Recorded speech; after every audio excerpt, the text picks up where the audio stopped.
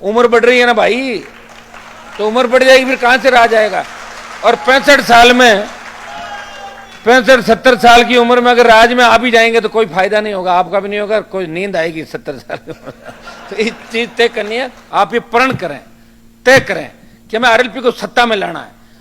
संघर्ष करो, हम आपके साथ, ये नारा तो आप दे रहे हो, लेकिन अभी इस नारे को इसमें भी बदलना है कि हम राज करो हम आपके साथ। ये कब आएगा? तो 23 में आएगा।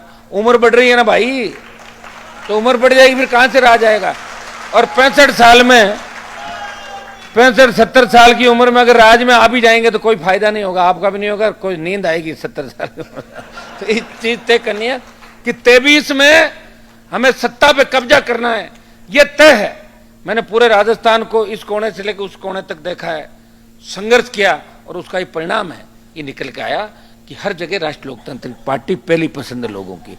ट्राइबल बेल्ट के अंदर मैं गया, दरियावत के अंदर गया, तो वहां भी लोग कह रहे थे कि हनुमान जी की पार्टी अच्छी है, बहुत मजबूत नेता हनुमान जी किसानों के ट्राइबल के लिए लड़ते हैं।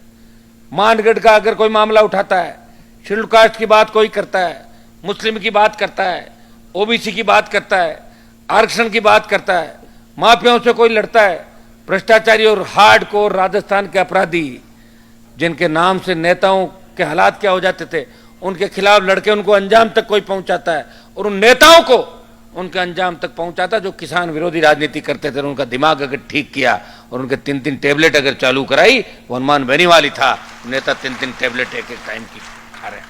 तो भाइयों, अपनी ताकत को आपको पहचानना है। खाली जोश से अच्छा भाषण देने से ही वोट नहीं मिलेंगे, जोश अच्छे भाषण के साथ साथ काम भी करना है। अपना कमिटमेंट क्या है, आप जहां जहां अपन ने रैलियां करी, जहां जहां अपन कार्यक्रम, हमने क्या क्या कमिटमेंट किए लोगों के बीच।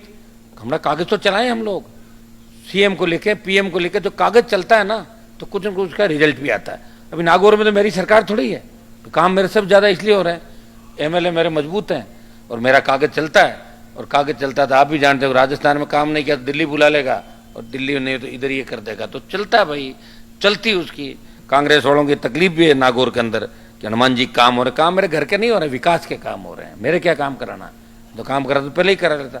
मेरे पास तो मंत्री पद 20 साल से आगे पीछे घूम रहे, मेरे मंत्री पदों को ठोकर मार के, संतरी बन के इस राजस्थान के प्रत्येक समाज को सत्ता में भागीदारी मिले, इस राजस्थान का सम्मान देश में ऊंचा हो।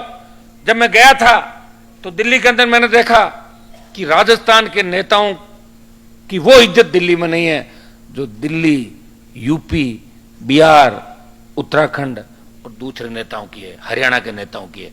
भाइयों, अगर राजस्थान के नेताओं की इज्जत, मान सम्मान, इस राजस्थान का सम्मान बढ़ाने का प्रयास किया तो नागौर के सांसद ने अपनी कौम के साथ साथ इस पूरे राजस्थान के सम्मान को बढ़ाने का काम इस देश के अंदर किया।